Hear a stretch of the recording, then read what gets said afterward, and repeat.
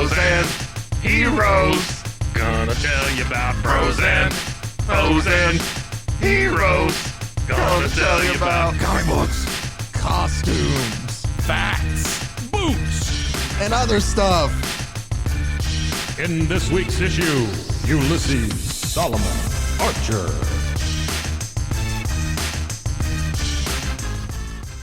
Welcome into Bros, Foes, and Heroes. I am Zach, joined by the James Gordon to my corrupt Gotham City Police Department, Man, Mr. Mike. I like that. Yeah. Yeah, and the reason we're going to go down that road Am I the lone good guy in that corrupt? you department? are the lone good guy in this Wow. one, and that is kind of what we're getting into because today's story, I talked about it last week, of what we're going to do is Batman Year One. Yeah. Now, just to kind of set up what Year One is, Right. is basically around, I want to say 1987, I think is when it was. DC basically thought, you know what, we need to not necessarily redo, but just revamp like origins of our characters just to bring in new people. Right.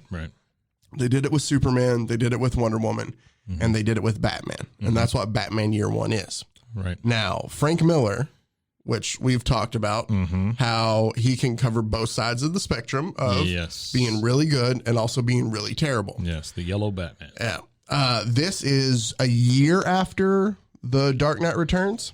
Okay. So he stepped up. He and David You're Mazzucchelli. talking story and art wise. This is a year after. Yes, this is Okay. 1 year after Not in time. not Gotcha. canonically, not in the Batman universe, in our actual world.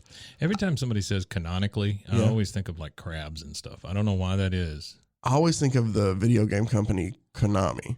Yeah. I don't know Yeah. why either, because Now I'm going to think of crabs playing video games. That's great. Okay. I don't remember what they played. Maybe Metal Slug. Was that a Konami game?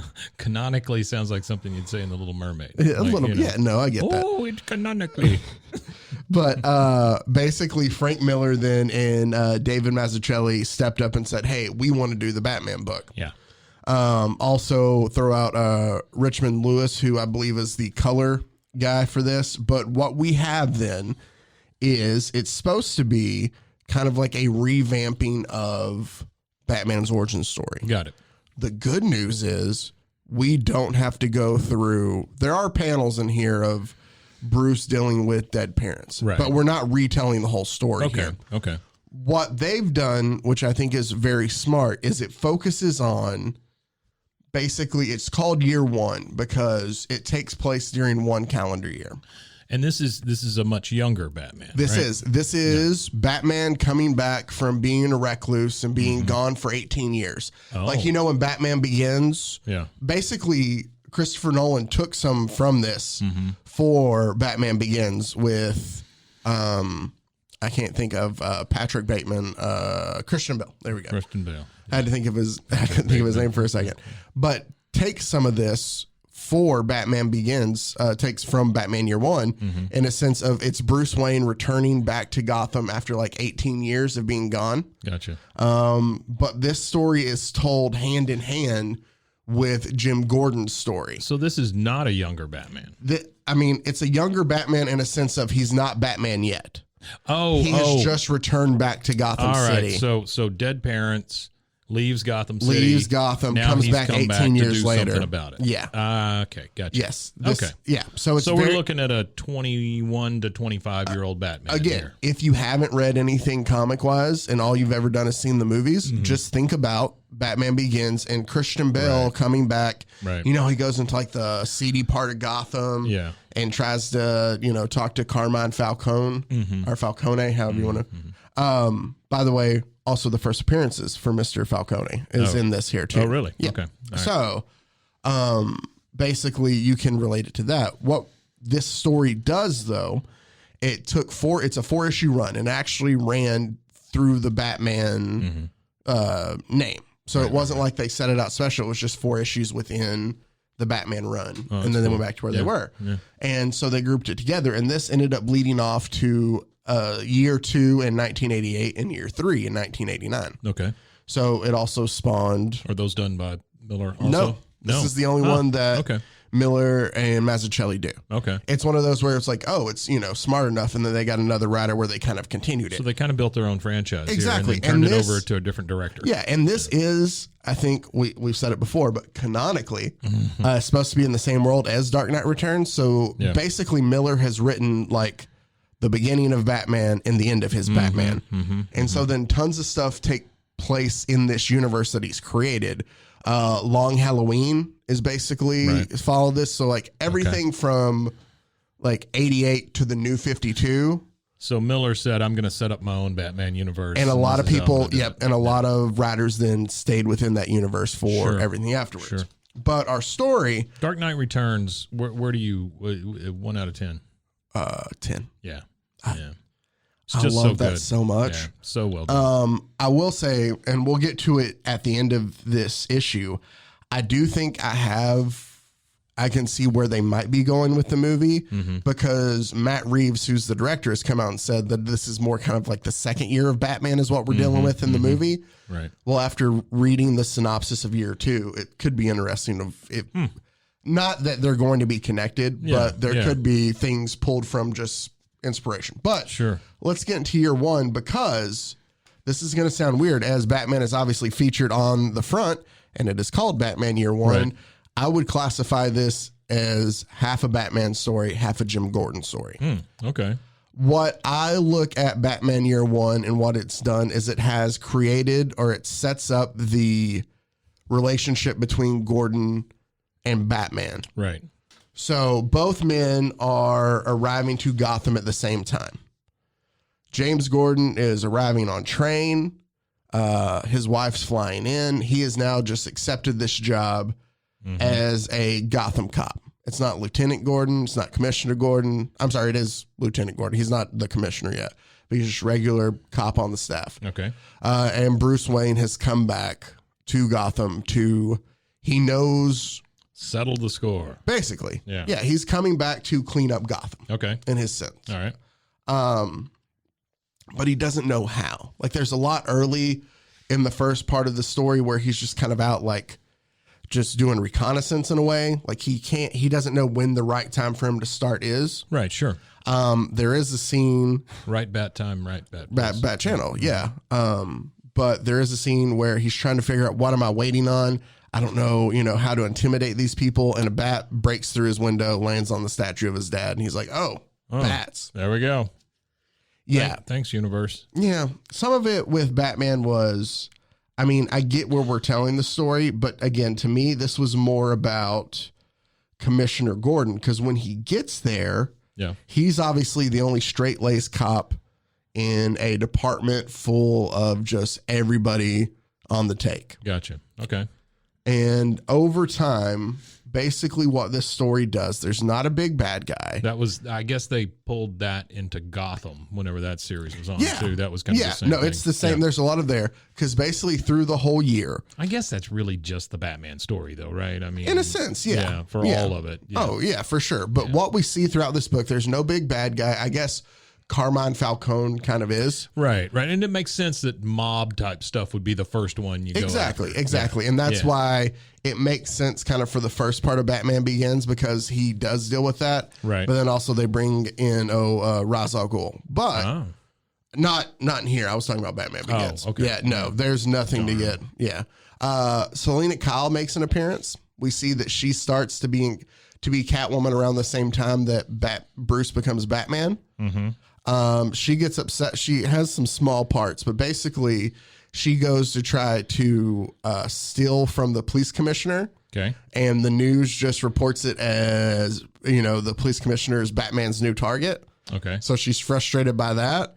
Gotcha. She goes to attack Carmine Falcone because he's got to have jewels and stuff to steal. Right. And she's immediately called like Batman's assistant. Oh, you just get this whole where she's trying to do her own thing and everybody for some reason attributes her that she's just trying to be a Batman knockoff. You do kind of feel bad for Catwoman a lot. Just because she's like an anti-hero almost. In a sense, but here's the problem with anti-heroes is everybody wants to do them now because they think they're cool. Yeah. And all you have is a bunch of anti-heroes and no actual heroes. Well, that's true. That's true. Yeah. Because I had this conversation. I mean, we might have had this conversation last week on the show too. I feel like we did a little bit. Really, two anti-heroes also here. It is. Yeah. Well, I mean, because Batman honestly is an anti-hero. Yeah. No, unless Jim. Unless it's cartoons or something, then he's all American like Superman. To me, at least in this book and in a lot of there's some other Batman stuff. Commissioner Gordon is the only straight, true, good character. Right. He never changes. I say that except he does cheat on his wife. Everybody's got a thing. Everybody's got something. Yeah.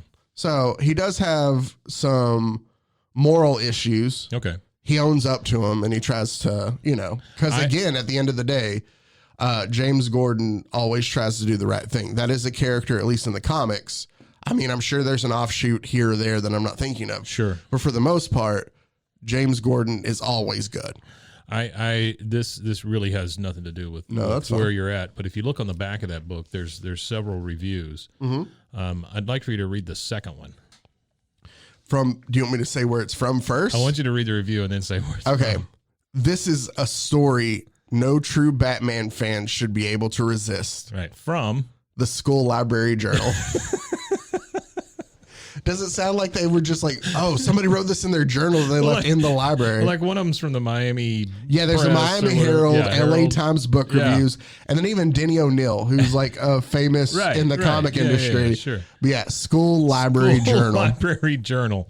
This was at a what do you call those things where they bring the books to you? Oh, the book fairs? This was at a book fair. It was a Scholastic book fair. And they're like, hey, this book's good, says 9-year-old Jeff. Yeah, that would be, I mean, at least I knew know it was Jeff, and I could be like, oh, okay, I agree with Jeff or not. Well, Jeff's grown up. So basically, they arrive at the same time.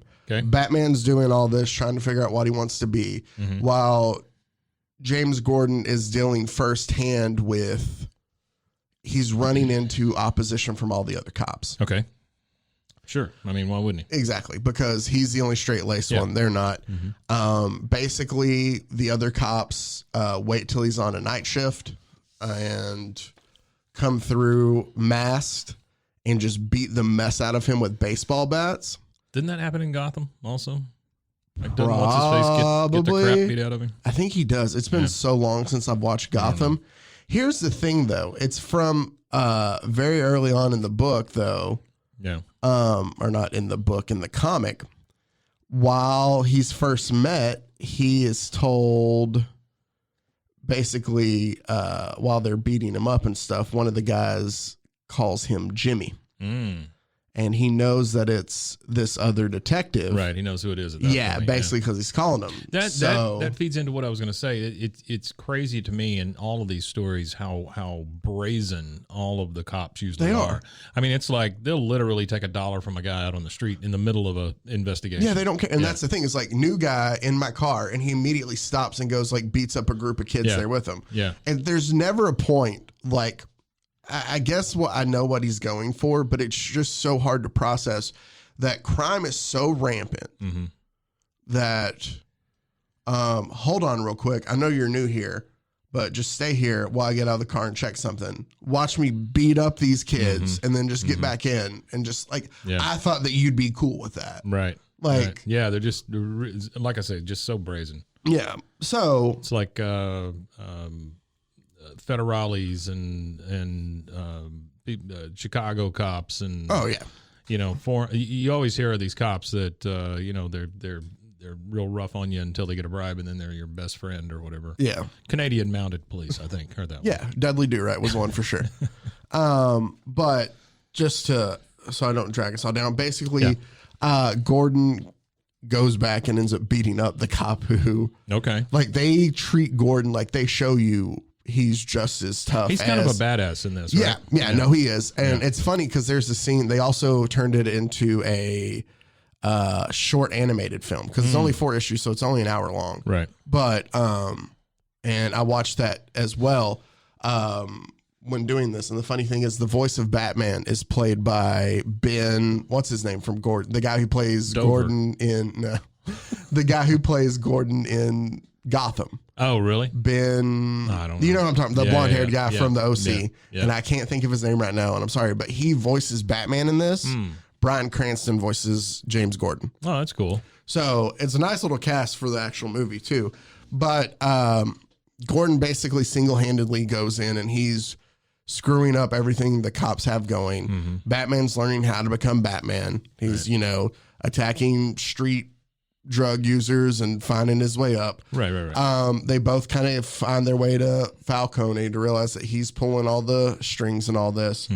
I'm Batman. But Falcone, it's just, I can't remember. It's Carmine Falcone. I don't know why I keep saying Falcone. I'm pretty sure it's Carmine Falcone. I think I've heard somebody Both in of one them say it Batman both thing ways. say That's- Falcone. Yeah. So it just feels like I'm saying it wrong. Who cares? Either way. It's not even a real guy. The Roman. His nickname's the Roman. The Roman. There we go. So the Roman, who is the main mob boss in Long Halloween. So, okay. All right. Yeah, so he gets his time around there. Basically, puts a hit in a sense on like we got to fix James Gordon. His wife and he had just had a baby. They kidnapped the baby. And the wife, and basically it leads to a big final brawl with Batman and James Gordon, and Batman helps save. Not between the two. I'm just saying with Batman both of and them. the baby. Yeah, The big brawl. but basically the baby is almost thrown from just thrown off the river kind of thing. Or, I'm sorry, off the river, off the bridge into the river. Right. Batman, dives down to kind of save it in a way. I'm trying to find the. Does he save the baby? Nope, never does. Here it is. They real? fall off. He does. Oh, okay. So they wrestle off. I just had to find the panel. Oh, yeah, look at that. He wrestles off the bridge with the main bad guy, and Bruce reaches in and grabs the baby, and and he saves it as he lands, and he hands him to him. The baby is very muddy. Yeah, well, everybody's muddy because they land in the water below. Okay. And there's this, and he hands him over. That's the bad guy. Okay. That's one of Carmine Falcone's nephews or whatever. Sure. But so Bruce hands James his son back. Right. And he's holding him, and they're both standing there. And the sun is kind of like rising behind Bruce anyway, so it's kind of hard to see his face. Sure. But then Gordon also says, and for instance, I can't see a damn thing without my glasses. So, like, it's Bruce without a mask. Like, right. He's there. So he doesn't really know. He doesn't know, but Gordon knows in the process that obviously the guy who saved him is like, he's had a little bit of run-ins with Batman at the time, so he kind of knows. Okay. And so they just have this kind of like, he helped save my son, I can trust Batman kind of thing. And that's the last panel of this comic. Because at this point, Batman, the city still doesn't know what to think of. No, and that's the thing. It's cops certainly don't know what to think of him. And everybody is against him, and they're hunting him down. Detective Flass, which is the one that beats him up, that he's trying to create a case against the entire time to be like, hey, this is a dirty cop, gets attacked by Batman because he's around, like, he's dealing with some of the drug dealers and stuff. Okay. And so, like, and Flass is talking about, like, no, he's an animal. Like, they don't know what myth, whatever. Right, sure. But after saving his son, Gordon realizes, hey, I can trust Batman. So that's where that kind of trust then develops. So the introduction in this is done by Danny O'Neill. Is it really? I usually skip introductions. I'm sorry. No, you're good. But basically it's year one is the story in a sense of just wrapping it all up. You can read through. There's obviously a lot more into there. It's a Frank Miller book. So Mike's flipping through it and he can tell you it's dense, just like every Frank Miller written thing is. But it's a solid story of, to me, the relationship between Batman and Jim Gordon. They have to like really stock up on black ink. When they do these, because man, so many shadows. But it looks, I like the way it looks. Oh yeah, no, it's beautiful. It's a gorgeous book by Batman Year One, but it's a story, again, all the same, of the first year in Gotham for both Batman and for Jim Gordon. And we see the characters grow and they learn about Gotham kind of together and they form that relationship together. Now, I covered that because when we're going to talk about the movie a little bit here, which comes out in I think like 54 days or something, Mike. So I'm stoked. Yeah. Hopefully there's like a midnight showing that I can go to when it comes out. Like I am more stoked for this than I was for Spider-Man. Huh. It's always been like everybody has their favorite characters. Yeah.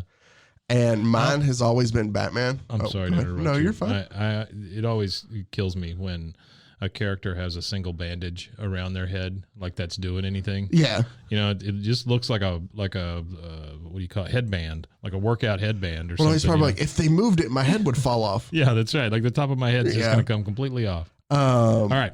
So I'm very excited for this Batman. Also, the more I see, like we were talking about before, the pictures and stuff, man, these guys, I think they've made a very dark and scary movie out of Batman. Yeah, which is unique because we haven't had that really. No, and I mean, Christian Bale stuff, it's dark, but it's not frightening. It's not edge of your seat type stuff. Well, here's still more action. Exactly. The one thing that the first thought I had when I saw the first Batman trailer was that scene where it's Riddler and you just see him for a little bit, like stretch out the duct tape. Right.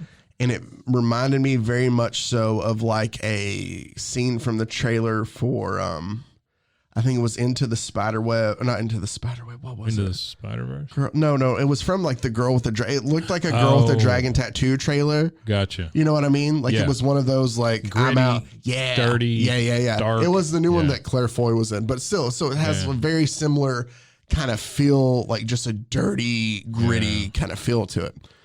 And I'm super stoked about it. I love that. Great. Oh, also, just real quick on the comic. So the final page is basically just like a Jim Gordon basically narrates like how everything is. Like basically the commissioner's gone. He has a new friend now. And it closes with, though, he was like, we've gotten a call from some lunatic basically that he's going to poison the Gotham City water reserve, calls himself the Joker. Good news is I have a friend to help that should be here any minute. Yeah, that's so cool. You know? Yeah. So they set that up. That's really awesome. When you were on that page. Yeah. So. And then what you brought in was not 4 issues. You brought in basically the Yeah, they put it together as a book. Right, the book version. And what's so cool about this is in the back. I always love how they add the extra tons of sketches and just uncolored things. I don't really understand what's going on here with this tiny little Batmite, but okay. Yeah, I don't. Some of it I think is older stuff, or it's definitely. I don't know, but there's like a lot of sketches and stuff and all that. Batmite was a weird character, but it does have the good old, old school Batman where his ears kind of. Sure. This is the one I love the most. It looks like it was drawn by a 6-year-old. I'm pretty sure it was. Yeah. I don't know who's. Oh, it says Batman Comics 1966 above my first comic page. I'm assuming that's Frank Miller's first one. No, I think it might be David. I can't. Oh, the other guy. David Majewski. Yeah. Yeah. I think so. They include some of their first art back there, which is cool, always really cool to see too. Yeah. To know that, hey, the guys who make this incredibly beautiful art could draw the same way I did when I was 6. Can you even imagine though, being a little kid and growing up, and then you get to do what you planned on doing when you were a kid? How many of us can say that? I mean, if you planned on drawing Batman as a kid and you grew up and you get to draw Batman as a freaking job. Yeah. What a great life. No, I did it for a little bit. Did you? I didn't draw the Batman. Sports stuff. Yeah, I guess so. No, I don't know if I ever told this story, and it has nothing to do with this. Maybe some people will be interested in it. All right. I lived with my grandparents for a little bit growing up, and they had, obviously, because we're older, so you kids that are 20 and younger, a video camera. A, they're not listening. A, you're not listening. You're probably listening to something cool and hip. But my grandmother had a video camera because remember you actually had to have the cassettes and stuff you load on the side. Yeah, had to jack it up on your shoulder. Yeah, well, it was a smaller one. Okay. Thankfully, but it had the like VHS tape where you had to put the smaller tape in and then put it in. VHS-C. Yeah, but so I would set that on the counter in their kitchen. And I would make fake sports reports. Oh, that's cool. And I would record myself, and then I would make them watch it.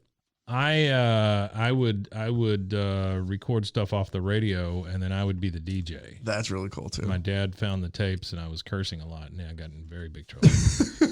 Did you not realize that the FCC wouldn't let you? I did not have an idea of what the FCC was meant or. Well, here's what I want to. How old were you? Are you like a 4-year-old just cursing your head off? Yes, 3.5. One of my first words. F. No, I don't know. 11, 12, probably something like that. Only cool, child, though. lots of time on my hands. Yeah. You know. No, I would make. I think that's when they sent me to private school. I would make mix cassettes out of. Because you had to wait and you hit the, play, pause, and record, and then wait for the, and you hit the pause button. Oh, yeah. I would listen to my Walkman on the way to school. That was at least through junior high. Cassette mixing was a real art. Oh, it was. Because if not, you could get stuff. I remember I'd mess up and I'd have like the first part of songs I didn't care. When I got that double tape deck, oh my goodness. Yeah, that changed the game for me. I had a boombox that had it in the front. That was nice. There you go. Yeah. But so... Year 1, boombox. So Batman Year 1 then leads into Year 2. And I'm going to briefly tell you about Year 2. I didn't read it, but I found a synopsis of it because I feel like there could be stuff just taken from, not directly. Before you do that, tell me about Matt Reeves. What else has he done? Planet of the Apes movies. Ah, okay. All right. Okay. I trust him. The new ones. Yeah. I trust him. Yep. Yeah. Those have been actually really good. Yep. So in Year 2, I think a new villain appears called the Reaper. Okay. And basically the Reaper is kind of too much for Batman. And so he knows it. So he realizes he has to get better. He ends up recruiting or needing help from the Gotham street gangs to help him fight Reaper. And so he kind of develops a relationship with them and even gets the help of Joe Chill. Who is the guy who killed his parents. Oh, wow. Gets his help to help him fight the Reaper, but even with the help of the Gotham street gangs is unable to. Oh, my. And what is the Reaper's power? Why is he so... I was just trying to look into it. Okay. But basically, then I'm looking at Batman Year 2. Sure.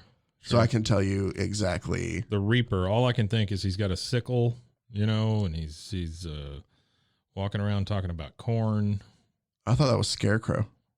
Well, I mean, he's reaping, though, right? Isn't that what a reaper does? He's yeah, but it's also could be like the Grim Reaper. Yeah, maybe so. Yeah, like come on. The first one's called Fear the Reaper. So okay. They're going for straight blue oyster cult on this. Let's see. It says elements of the story were incorporated into the Batman Mask of the Phantasm. He's scary looking. He's got a skull for a head. Yeah. So he's red suit, a sword. His real name, Judson Caspian, and then it's also been Joe Chill Jr. Oh. Spiked leather armor, scythe-shaped weapons with hidden firearms. Interesting. So he's a socialite by day and a vigilante by night.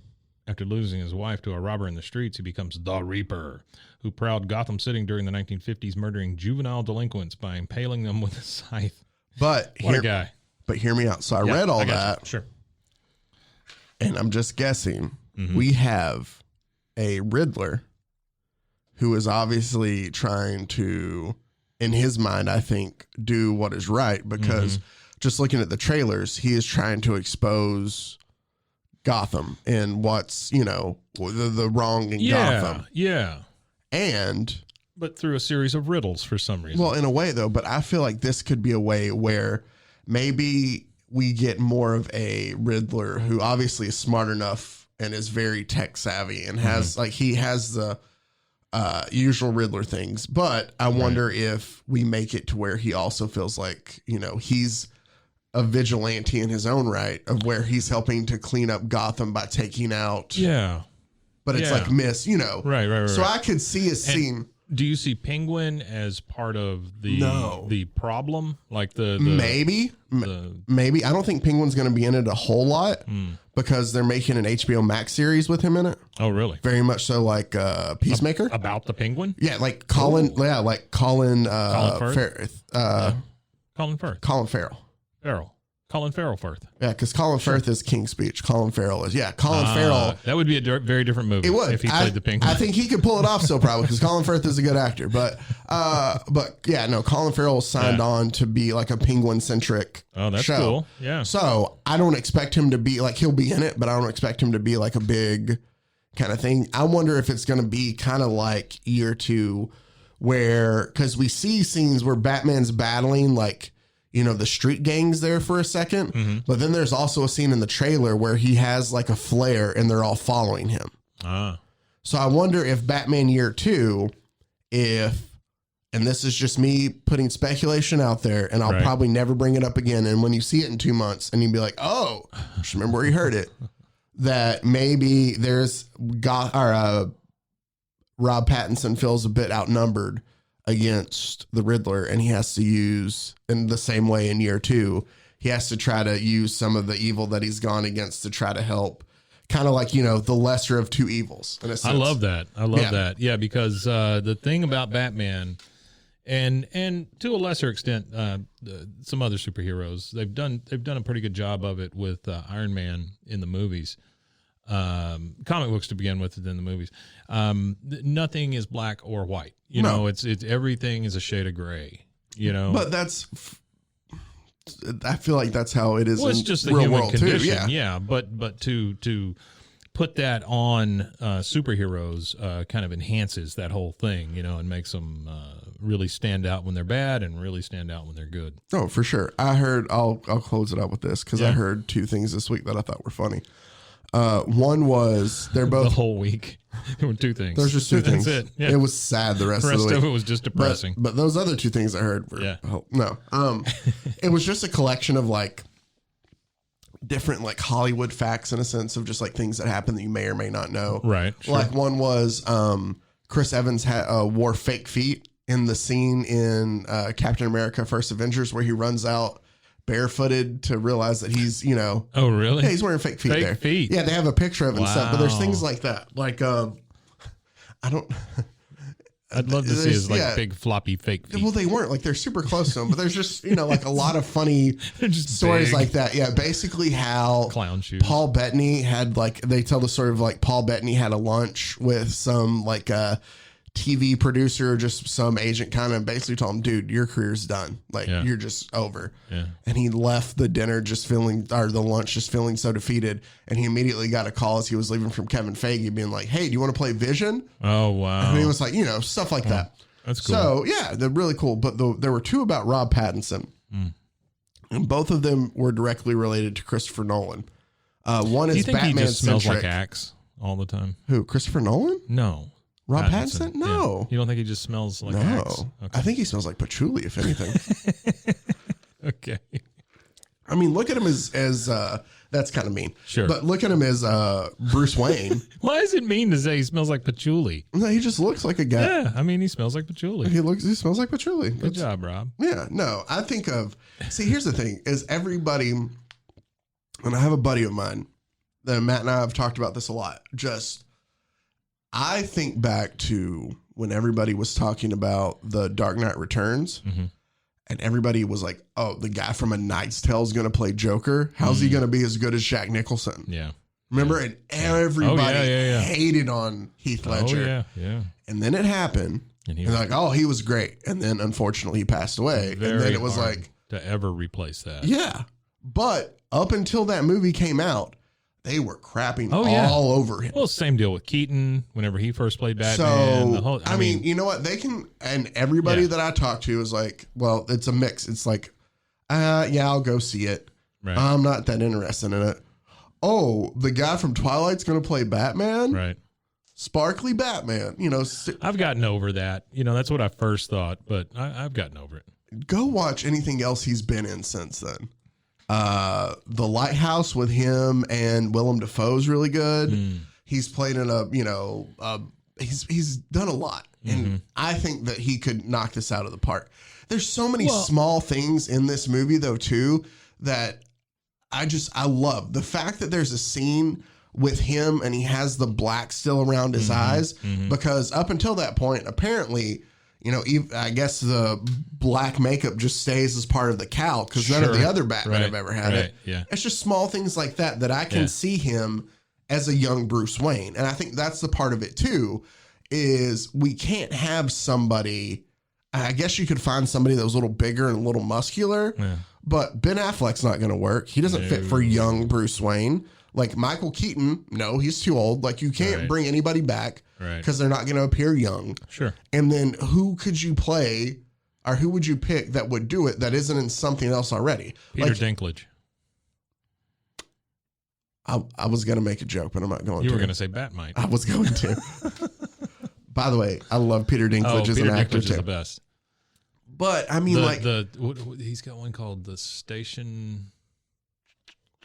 It's about a train station that it's a train depot, like just a single room thing that he manages. Station manager, something like that. Good, really good movie. Yeah, okay. Drama. Okay, it's all about his life and just how lonely he is and stuff like that. It's just good. Sounds like a movie to watch with a family for sure. Oh yeah, the kids love it. Yeah. But I mean, like, who realistically, like, Daddy, why does he cry all the time? You couldn't get like a Chris Pratt or a Chris Hemsworth or any, because you have to think of all the people that are gone. They're already doing it. Yeah. So, but the two things I was going to say is he said that, and from this, the Twitter account that I was following about these Hollywood facts, is he did say that there were multiple times during like a 2 or 3 month span when he was filming Tenet with Christopher Nolan that he had no clue what the movie was about. Oh, I don't doubt that. Yeah, he was just like, it was like, I do not doubt that one bit. Which I found funny. But my favorite one was also while he was filming Tenet, he was afraid to tell Christopher Nolan that he was auditioning for Batman. Really? Because, Nolan has the... Yeah, sure. So he goes, I went up to him and I told him that I had a family emergency to deal with. He was like, hey, I got a family emergency. I'm going to need to leave for a little bit and go deal with it and come back. Yeah. And he said, Nolan looked at him and went, family emergency, huh?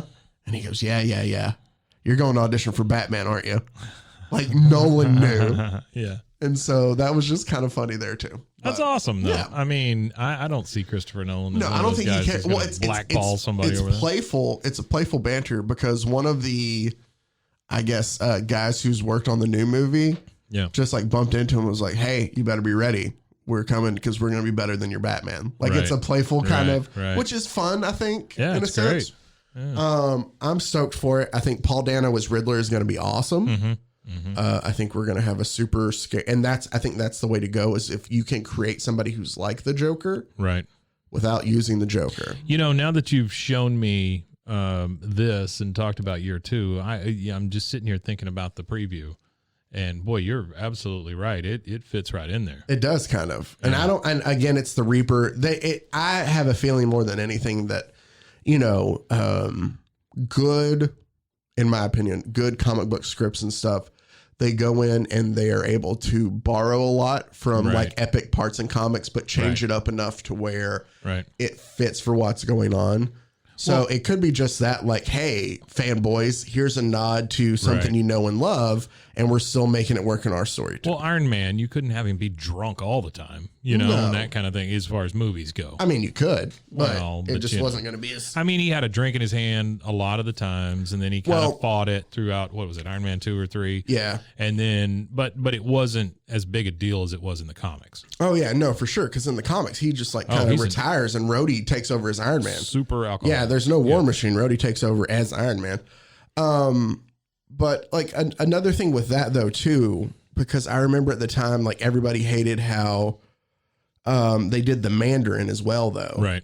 Because in the comics, he was supposed to be this full magical guy. Like you could do the actual Mandarin like they did with Shang-Chi because at that point in time in your timeline, you've, Right.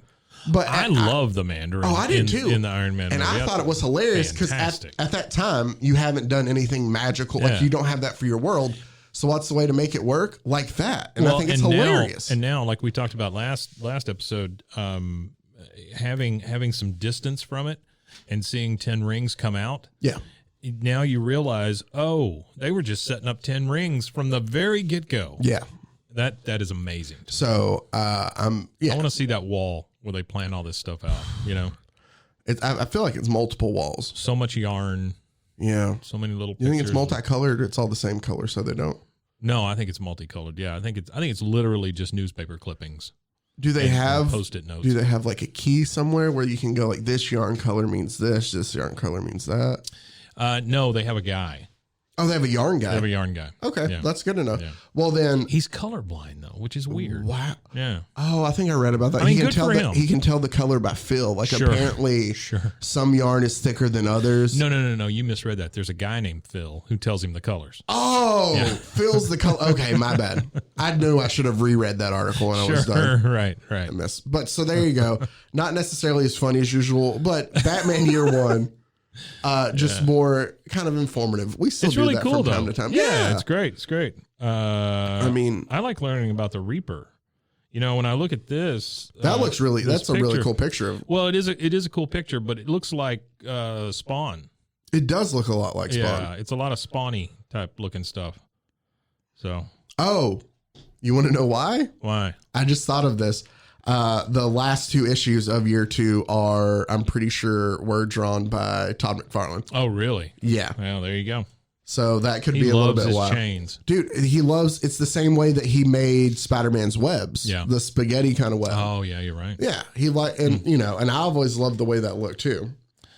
Well, this was actually pretty fun. Yeah. I liked it a lot. So next week I'll find something for us to go back to just make fun of things because we haven't done that in a while. Yeah. So the next couple weeks we'll just find people's passion projects to ridicule because we're assholes. Wiener Man. Yeah, and because it's more fun that way. Sure. This is cool though because I think, of the movies that are coming out I and all think that kind of every stuff. now and then throwing in something that's a little more serious, it's something I actually like because I liked Batman Year One from start to bottom. It wasn't too Frank Miller. Yeah. Like where he got with like Master Race and all that bullshit he gets to later. Right. But it was still good, and I like seeing the development of that Batman Commissioner Gordon relationship, which is what is on kind of full display here. But don't worry, next week we'll go back to something funnier. All right, cool. Well, I enjoyed it. And Mike, as always, I appreciate you having you on and doing the show with you. Yeah. If you want to find us on Instagram, Bros, Foes, Heroes, email us, brosfoesandheroes@gmail.com. You can also follow Rogue Media. RogueMediaNetwork.com. And they're on Instagram as well. And if you haven't yet, there are multiple podcasts out there that Mike has been tirelessly working on. I know that he, promoted some of them last week. I sat here yesterday by myself in this studio and I read 10 chapters of Peter Rabbit. Really? Just to myself, yeah. How was that? So when people ask you, what's wrong with that guy? There you go. He reads Peter Rabbit He to reads himself. Peter Rabbit to no one. How long is Peter Rabbit? I'm on chapter 14 right now. Yeah. But the chapters are small. I mean, to be fair, it's But still, it's a perfect. kid's story. Yeah. I mean, let's all be honest. You listen to this podcast for the ridiculous content and Mike's smooth vocal stylings. Oh, no.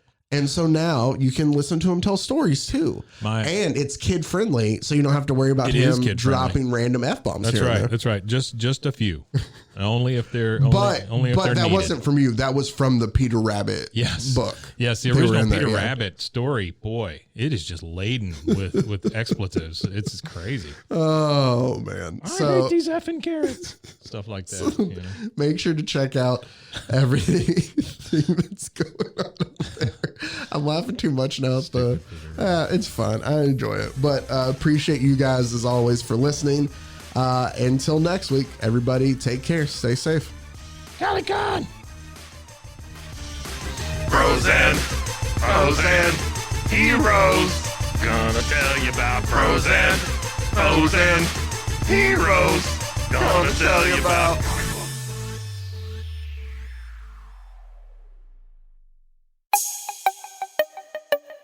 This has been a Rogue Media podcast.